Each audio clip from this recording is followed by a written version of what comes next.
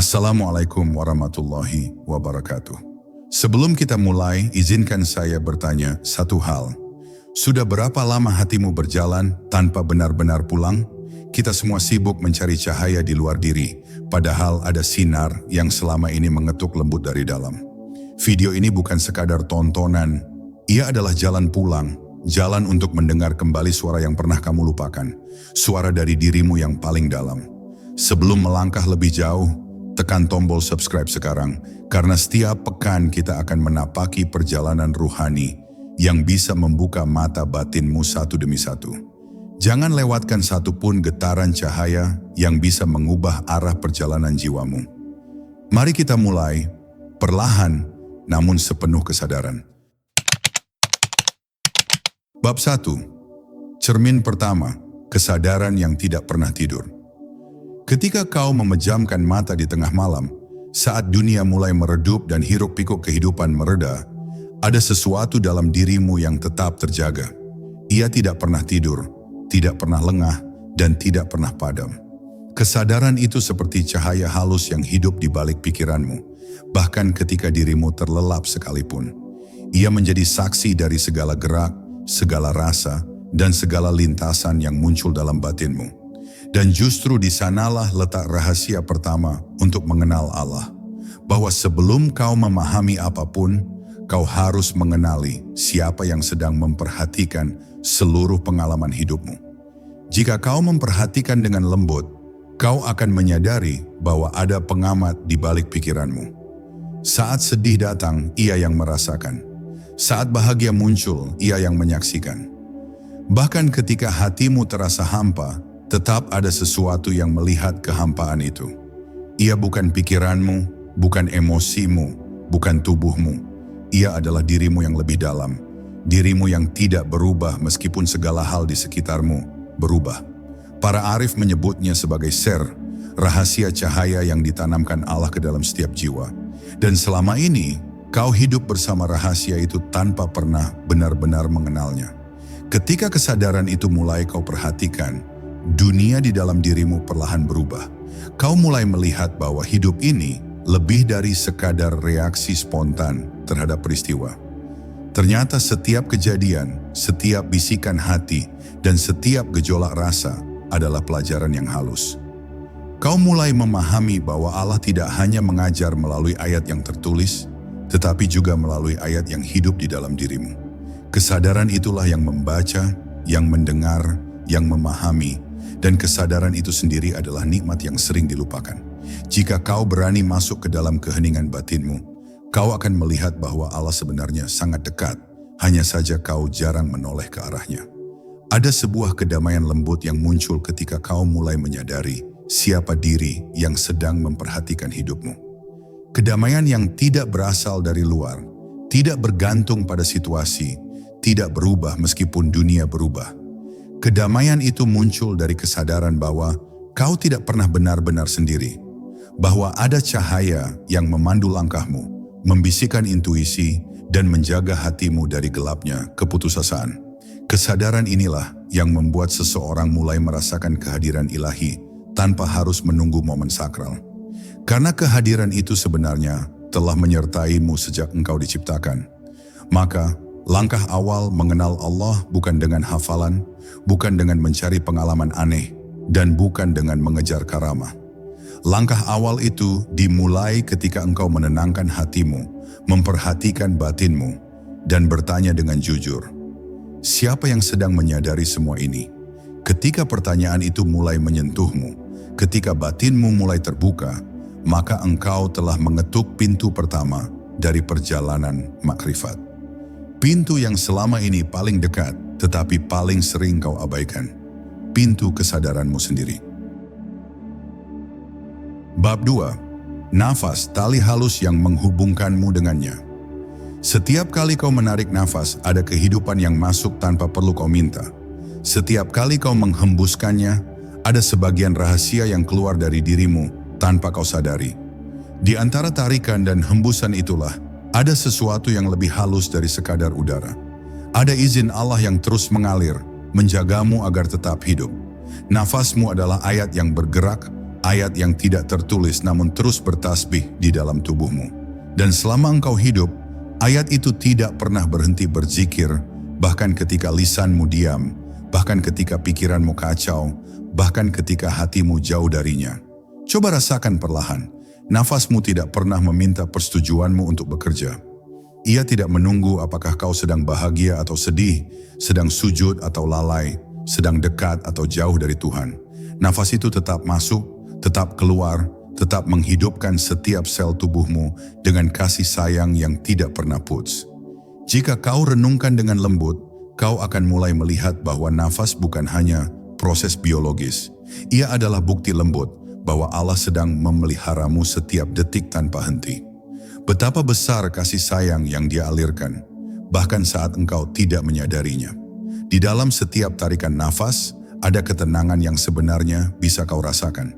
Jika kau mau berhenti sejenak dari hiruk-pikuk dunia. Ada keheningan tipis yang menyentuh batinmu, seolah Allah berkata, "Aku dekat, lebih dekat dari yang kau bayangkan." Dan semakin sering kau menyadari nafasmu, semakin dalam rasa kedekatan itu tumbuh di dalam hatimu. Kau mulai mengerti mengapa para sufi menjadikan nafas sebagai jalan menuju kehadiran ilahi.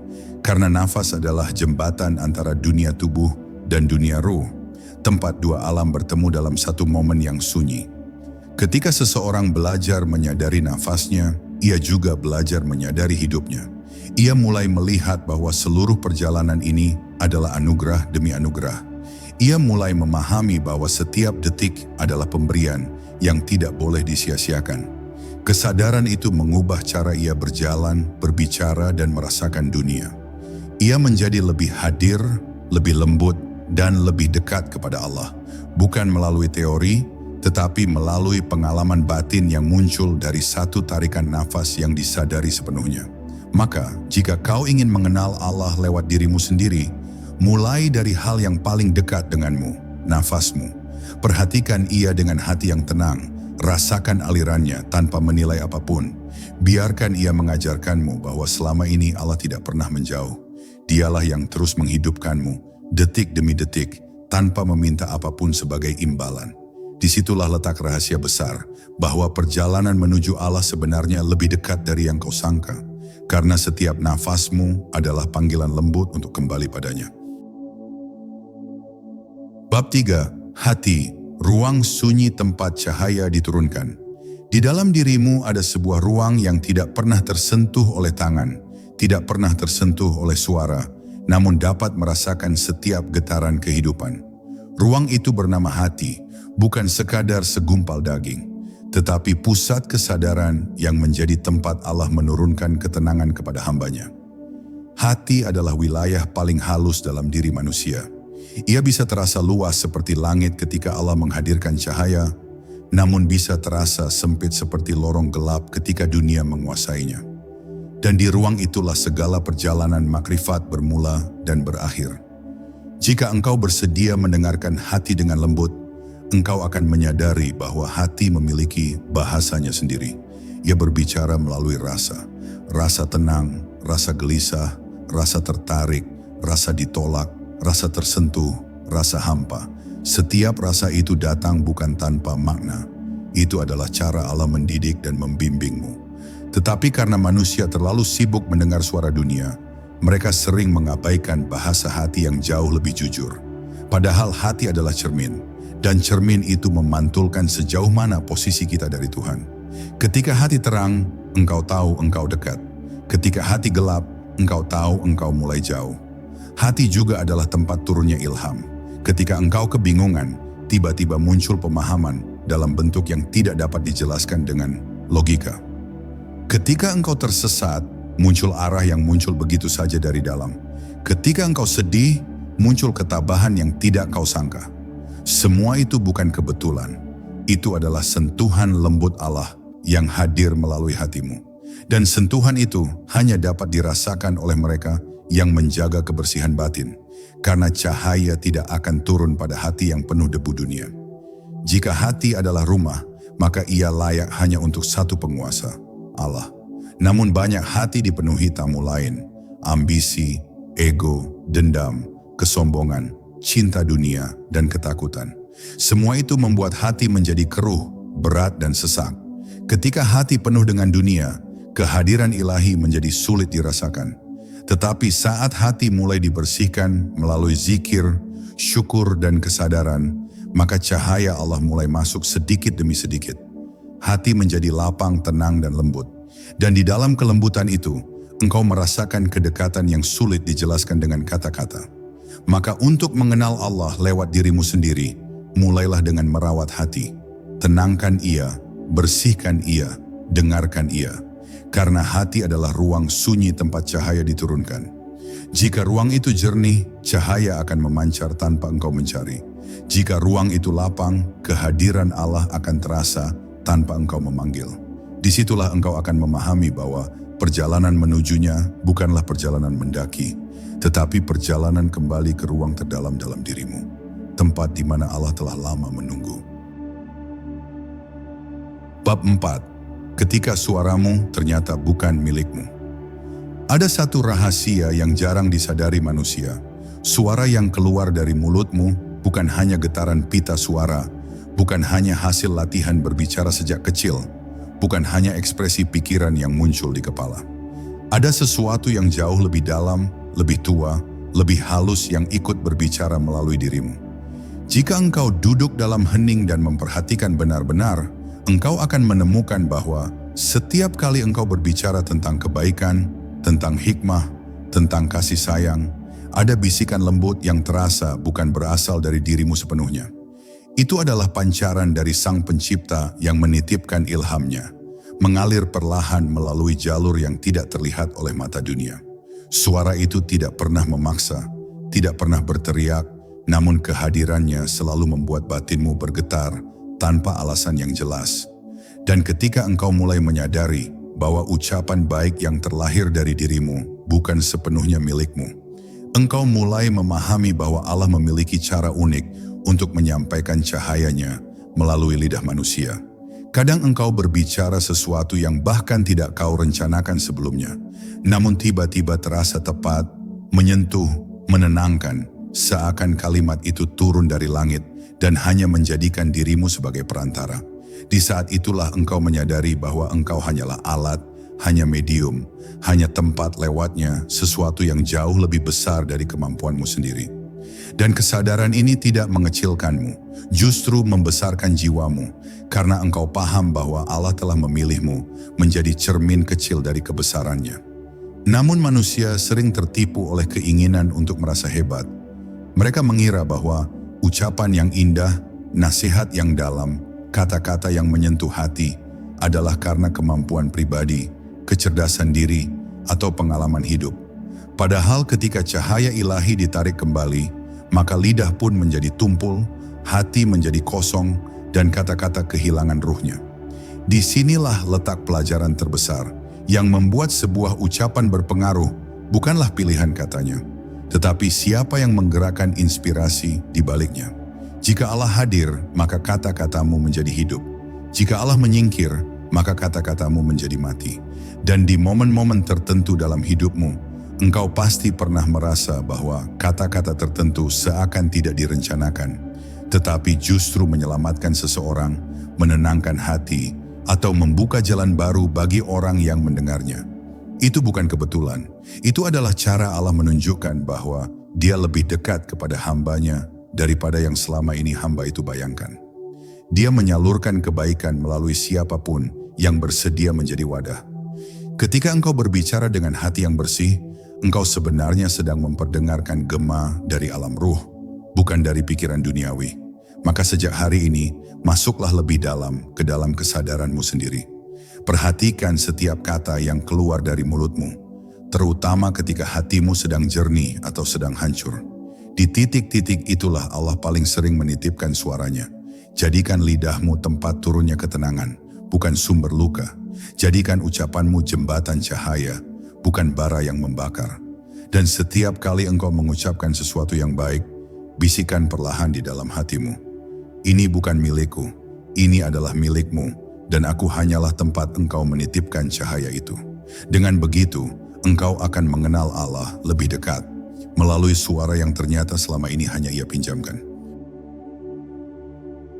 Bab 5. Saat hatimu bergerak tanpa perintahmu. Ada sebuah gerakan halus dalam diri manusia yang sering tidak ia sadari. Gerakan hati. Ia bukan detak jantung yang bisa direkam dengan alat medis. Bukan pula emosi yang muncul karena kejadian duniawi. Gerakan hati adalah sesuatu yang lebih lembut, seperti hembusan angin yang lewat tanpa suara, namun meninggalkan getaran yang tidak bisa dijelaskan dengan logika. Ketika engkau melihat kebaikan, lalu tiba-tiba merasa ingin mengikuti. Ketika engkau menyaksikan kesedihan seseorang, lalu hatimu tergerak untuk menolong. Itu bukan sekadar sifat manusiawi. Ada tangan lembut yang sedang menyentuh batinmu, menggerakkan bagian terdalam dirimu agar mendekat pada cahayanya. Dan gerakan-gerakan kecil itulah yang sebenarnya menjadi bukti bahwa Allah tidak pernah absen dari hidupmu. Ia terus mengisi hatimu dengan sinyal-sinyal halus agar engkau tidak terjebak dalam gelapnya dunia. Jika engkau renungkan lebih dalam, engkau akan tahu bahwa banyak keputusan penting dalam hidupmu justru lahir bukan dari hasil berpikir panjang. Sebagian besar datang dari dorongan hati yang muncul, tiba-tiba namun terasa benar. Engkau bisa mencoba menjelaskan alasan logisnya, tetapi selalu ada ruang kosong yang tidak bisa diterangkan. Ruang itulah yang menjadi tempat Allah meniupkan ilhamnya.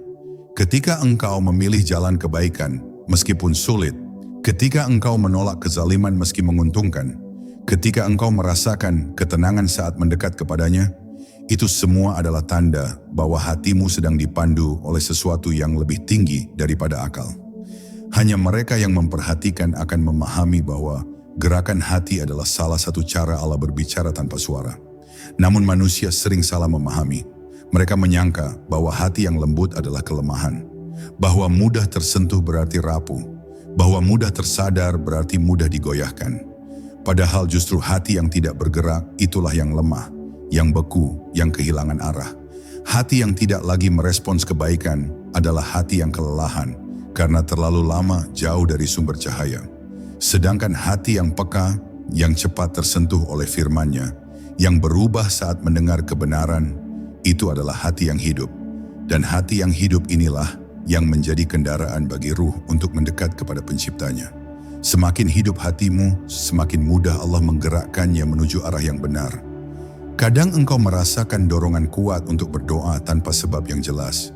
Tiba-tiba ingin bersujud, tiba-tiba ingin bertaubat, tiba-tiba ingin memohon perlindungan, bahkan ketika hidupmu terlihat baik-baik saja.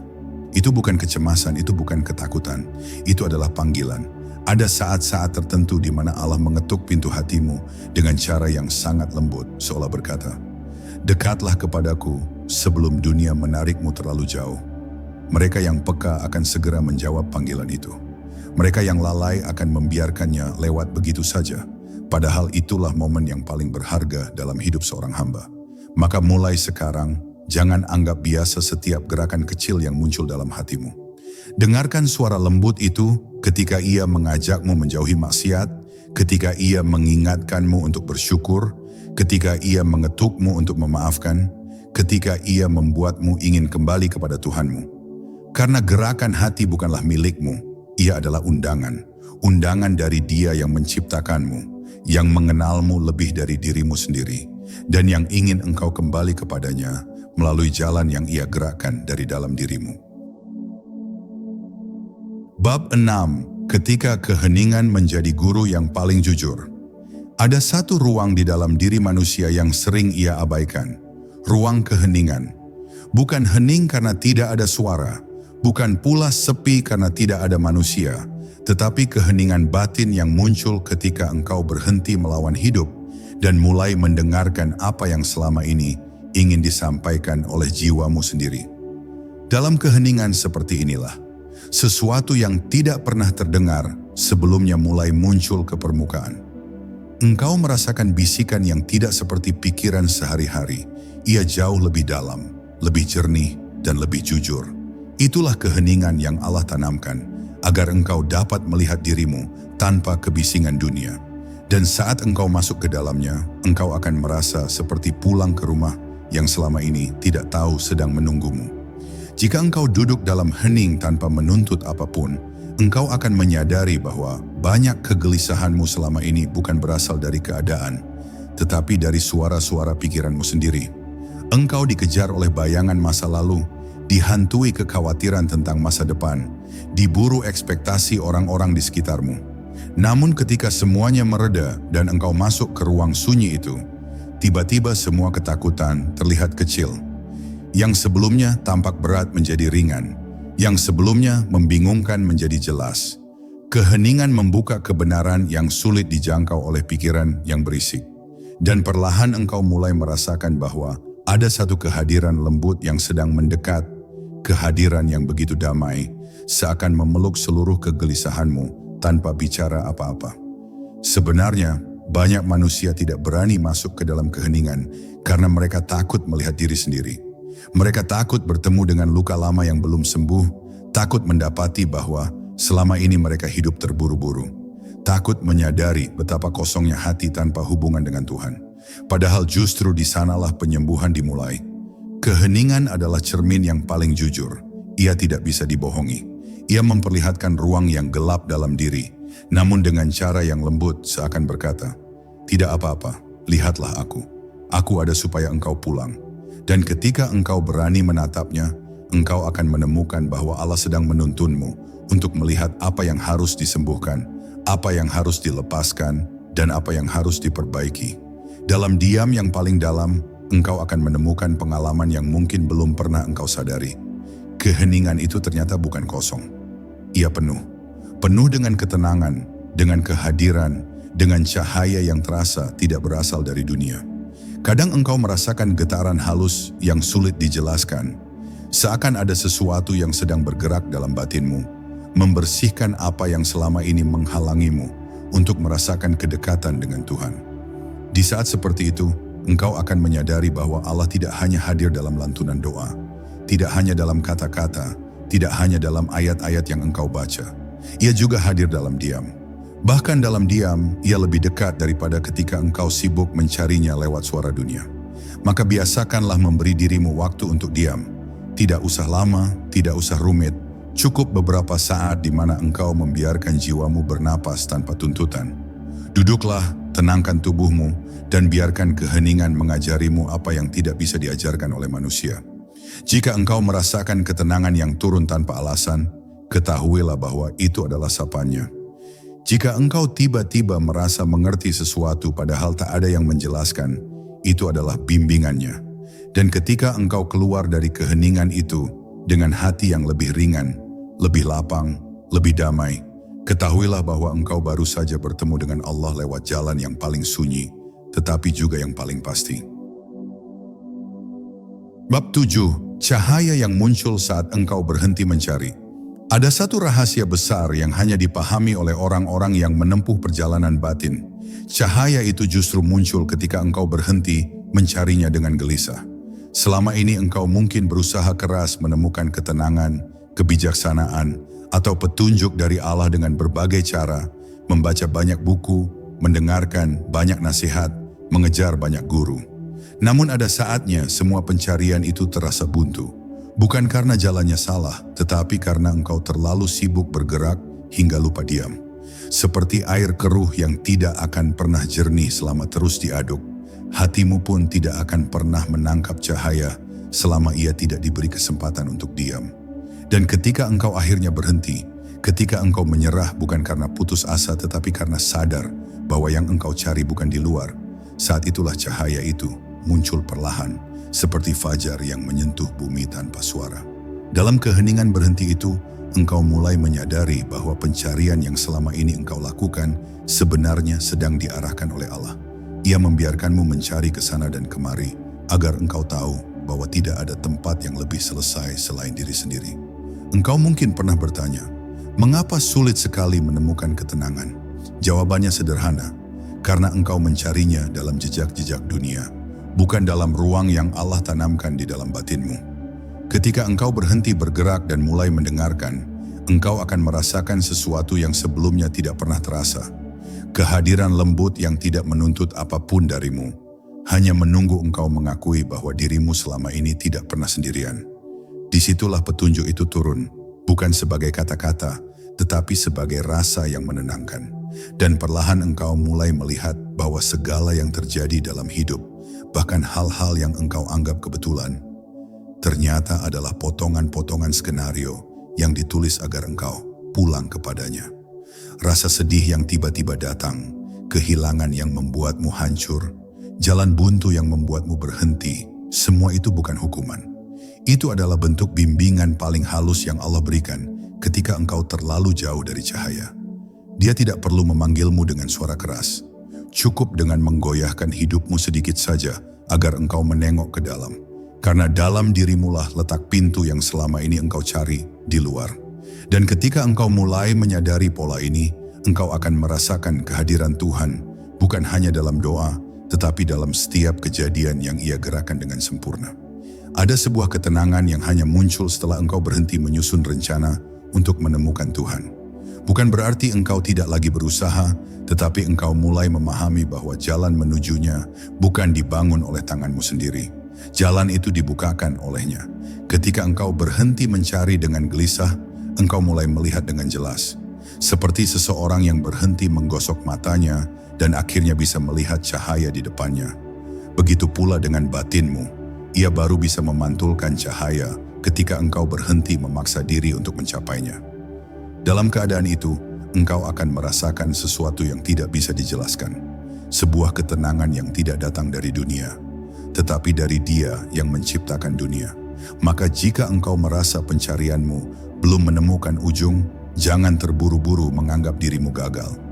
Duduklah sebentar, tarik napas dalam-dalam, dan biarkan hatimu berhenti mengejar. Bukan berhenti untuk menyerah, tetapi berhenti untuk menerima. Karena cahaya tidak datang kepada mereka yang berlari, tetapi kepada mereka yang siap menerimanya. Jika engkau membuka ruang dalam hatimu tanpa syarat, tanpa tuntutan, tanpa harapan yang berlebihan, engkau akan melihat betapa dekatnya Allah selama ini. Engkau tidak perlu mencarinya sejauh itu, karena Ia telah menunggu di tempat yang paling dekat, di dalam dirimu sendiri. Bab 8 saat dirimu menjadi cermin yang memantulkan wajahnya. Ada satu tahap dalam perjalanan makrifat yang hanya akan engkau pahami ketika hati mulai jernih, bahwa dirimu sebenarnya adalah cermin. Bukan cermin fisik yang memantulkan rupa dunia, tetapi cermin batin yang memantulkan sifat-sifat Tuhan. Ketika hatimu dipenuhi amarah, maka engkau hanya memantulkan keruhnya dunia. Ketika hatimu dipenuhi nafsu, engkau hanya memantulkan bayangan dirimu sendiri. Namun ketika hatimu dibersihkan, ditenangkan, dilembutkan, maka perlahan engkau mulai memantulkan sesuatu yang jauh lebih tinggi dari keberadaanmu. Engkau memantulkan kelembutannya, kesabarannya, ketenangannya, bahkan kasih sayangnya. Bukan karena engkau memiliki sifat-sifat itu sendiri, tetapi karena engkau membiarkan cahayanya masuk tanpa distorsi. Disinilah manusia mulai memahami bahwa untuk mengenal Allah, ia harus terlebih dahulu membersihkan cermin yang ada pada dirinya. Jika engkau pernah merasakan kedamaian yang datang, tiba-tiba ketika engkau sedang berada di tengah kekacauan, ketahuilah bahwa itu adalah cahaya yang engkau pantulkan dari dalam. Cahaya yang sebelumnya tertutup oleh lapisan-lapisan gelap berupa luka, dendam, ambisi, atau kegelisahan. Allah tidak pernah berhenti memancarkan cahayanya, namun manusialah yang sering menutupnya dengan debu kehidupan. Ketika debu itu mulai dibersihkan melalui taubat, melalui penyesalan yang tulus, melalui doa yang jujur, atau sekadar melalui keheningan yang membuat batin kembali lembut, cermin itu mulai memantulkan kembali apa yang datang dari Tuhan. Dan saat engkau merasakan ketenangan itu, engkau akan tahu bahwa kedekatan dengan Allah bukanlah sesuatu yang harus dicapai dengan memaksa diri, tetapi dengan membersihkan hati agar cahayanya bisa bersinar. Perhatikanlah dirimu ketika engkau sedang marah. Perhatikan bagaimana dunia tampak gelap, bagaimana pikiran menjadi sempit, bagaimana setiap masalah terlihat besar. Lalu bandingkan dengan saat engkau sedang tenang, ketika hatimu lapang, ketika engkau bisa menerima takdir dengan ikhlas. Dunia yang sama bisa tampak berbeda hanya karena cermin batinmu berbeda. Inilah alasan mengapa para wali, para sufi, dan para arif selalu menjaga hati mereka. Mereka tahu bahwa dunia bukan dilihat sebagaimana adanya, tetapi sebagaimana keadaan hati yang memandangnya. Jika hatimu gelap, maka dunia tampak gelap. Jika hatimu terang, maka cahaya Tuhan mudah terlihat pada setiap kejadian. Disinilah rahasia besar tersembunyi. Untuk melihat Allah dalam hidup, engkau hanya perlu menjernihkan cermin diri. Dan ketika cermin itu cukup bersih, engkau akan mulai melihat tanda-tandanya dalam hal-hal kecil. Engkau melihat kasih Allah dalam senyum seorang anak. Engkau melihat kebijaksanaannya dalam musibah yang sulit engkau pahami. Engkau melihat kelembutannya dalam peluang kecil yang muncul tepat saat engkau membutuhkannya. Engkau melihat perlindungannya dalam hal-hal yang tidak pernah engkau sadari sebelumnya. Semakin jernih hatimu, semakin sering engkau melihat Allah bekerja dalam hidupmu. Bukan melalui kejadian besar atau mukjizat yang mencolok, tetapi melalui detail-detail kecil yang selama ini luput dari perhatianmu. Dan saat itu terjadi, engkau akan merasakan hubungan yang begitu dekat, begitu halus, begitu personal, seakan Allah berbicara kepadamu melalui segala sesuatu. Maka jagalah hatimu sebagaimana engkau menjaga sesuatu yang paling berharga. Bersihkan ia dari iri, dari amarah, dari prasangka, dari kelelahan yang tidak perlu. Biarkan ia menjadi ruang yang lapang, agar cahaya ilahi bisa hadir tanpa hambatan. Jika cermin dirimu bersih, maka engkau tidak hanya akan melihat dunia dengan lebih indah. Engkau akan melihat Tuhan dalam setiap hembusan hidupmu. Dan pada akhirnya, engkau akan memahami bahwa mengenal Allah bukan tentang menapaki perjalanan yang jauh, tetapi tentang memoles cermin batinmu hingga ia mampu memantulkan cahayanya dengan jernih. Disitulah hakikat pengenalan itu bermula, saat dirimu menjadi cermin yang menampilkan wajahnya. Bab 9. Ketika takdir menyingkapkan diri lewat pilihan-pilihanmu. Ada satu misteri besar yang sering membingungkan manusia. Apakah hidup ini benar-benar hasil pilihannya sendiri, ataukah segalanya sudah ditentukan oleh Allah? Pertanyaan itu membuat banyak orang resah, seolah kehidupan adalah perdebatan antara kehendak pribadi dan kehendak ilahi. Namun jika engkau masuk lebih dalam ke dalam pemahaman batin, engkau akan menyadari bahwa takdir tidak pernah berdiri berlawanan dengan pilihanmu. Takdir justru bekerja melalui pilihanmu. Setiap dorongan yang tiba-tiba muncul dalam diri, setiap keinginan untuk menjauh dari keburukan, setiap langkah kecil menuju kebaikan, itu semua adalah bisikan halus yang Allah masukkan ke dalam dirimu. Pilihanmu sebenarnya hanyalah pakaian luar dari takdir yang Ia arahkan dari dalam. Dan ketika engkau memahami ini, hidup tidak lagi terasa berat, karena engkau menyadari bahwa dirimu selalu digerakkan oleh tangan yang tidak pernah salah. Kadang engkau merasa bahwa keputusan yang engkau ambil bukanlah keputusan yang engkau rencanakan. Engkau memilih jalan yang sebelumnya tidak terpikirkan, menghindari sesuatu yang tampak menguntungkan, atau justru mendekati sesuatu yang secara logika tampak tidak masuk akal. Namun entah bagaimana, pilihan-pilihan itu ternyata membawamu ke arah yang lebih baik. Itulah bukti bahwa Allah mengatur perjalananmu melalui gerak batin, bukan sekadar melalui pikiran logis. Engkau hanya melihat permukaan dari keputusanmu, tetapi Allah melihat seluruh perjalananmu. Masa lalu yang membentukmu, masa depan yang menantimu, dan titik-titik takdir yang harus engkau lewati agar jiwamu tumbuh. Karena itu, setiap kali engkau mengambil keputusan yang terasa benar, meski tidak masuk akal, ketahuilah bahwa itu adalah takdir yang menyingkapkan diri lewat pintu hatimu. Dan tidak jarang, jalan hidupmu berubah secara tiba-tiba tanpa engkau duga. Engkau kehilangan sesuatu yang engkau sayangi, engkau terpisah dari orang yang engkau kira akan selalu bersamamu, engkau dipaksa meninggalkan tempat yang engkau anggap rumah. Semua itu tampak seperti kejadian acak, tetapi di baliknya ada pola yang sangat rapi, pola yang hanya bisa terlihat ketika engkau menoleh ke belakang setelah waktu berlalu. Kadang kita baru memahami alasan takdir setelah luka sembuh, setelah hancur berubah menjadi bangkit, setelah kesedihan berubah menjadi kebijaksanaan.